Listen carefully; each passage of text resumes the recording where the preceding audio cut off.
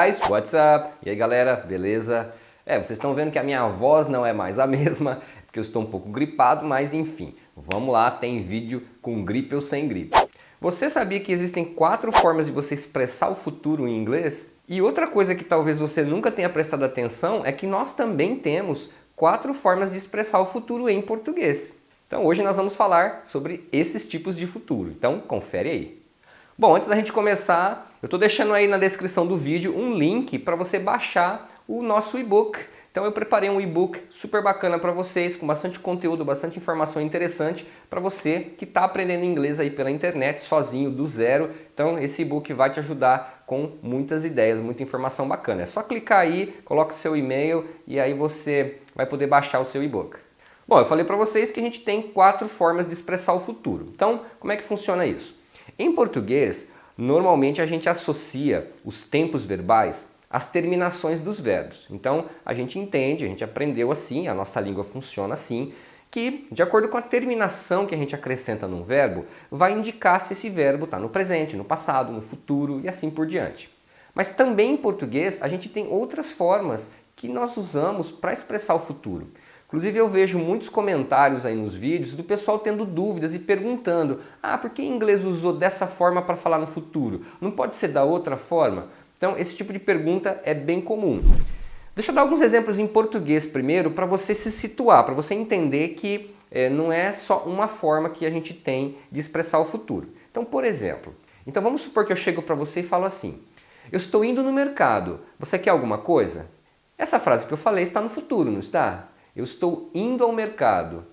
Embora essa forma do gerúndio a gente normalmente use para indicar alguma coisa que a gente está fazendo, que a gente está no meio da atividade, nessa frase, nessa situação que eu coloquei aí para você, a intenção é de futuro.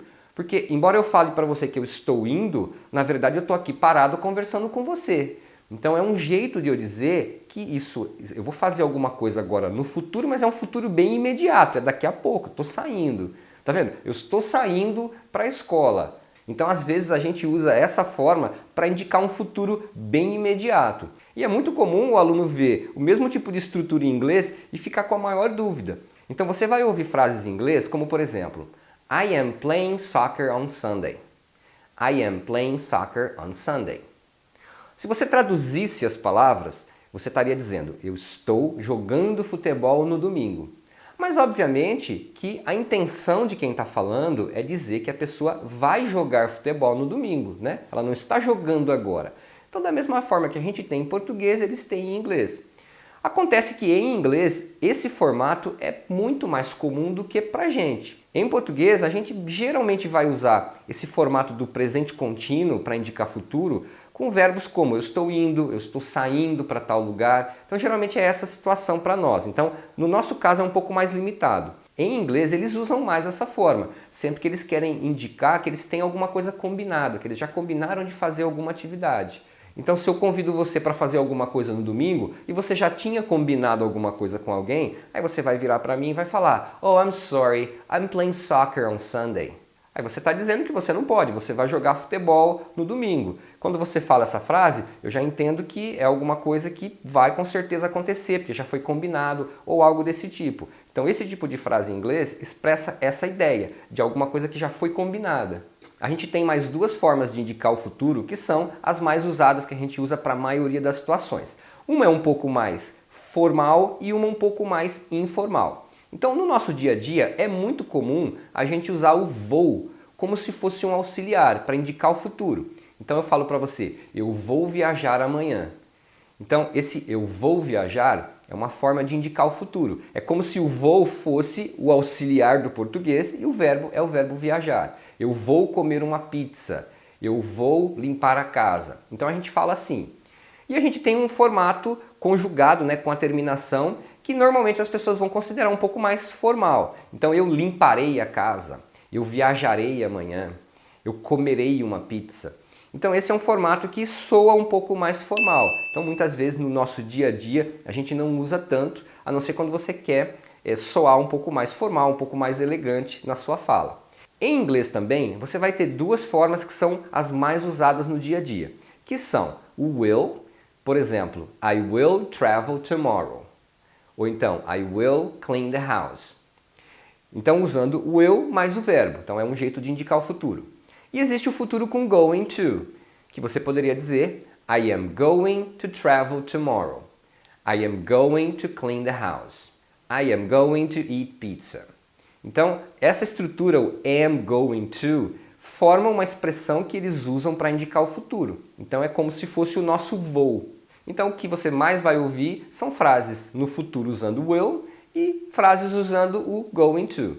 Se você me perguntar se existem diferenças entre usar will e going to, existem algumas pequenas diferenças.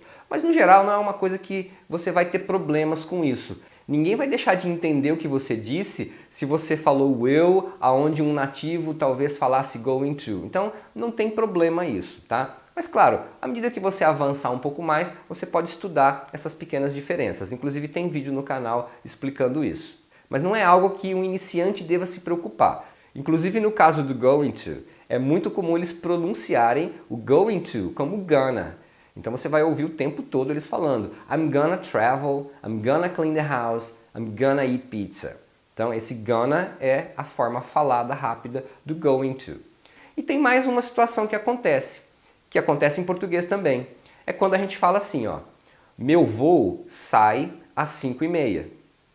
Tá vendo? Então é uma frase que eu uso para indicar futuro, só que o verbo que eu uso está no presente. Então a forma verbal é no presente. Só que eu estou me referindo a alguma coisa que ainda vai acontecer. Normalmente essa forma a gente usa para falar de horários e de compromissos. Em inglês acontece a mesma coisa. Você vai ouvir frases assim, My flight leaves at 5:30. My flight leaves at 5:30. Então essa forma de usar o presente, o verbo no presente, para indicar futuro, é usada sempre para indicar horários de voos, um horário de ônibus, algum horário de compromisso que você tem. Então basicamente é para isso que serve. Beleza? Espero que esse resumão tenha aí clareado um pouco as ideias da galera. Não é difícil entender o que eu falei, mas claro, para colocar isso em prática você vai precisar treinar e observar como eles usam.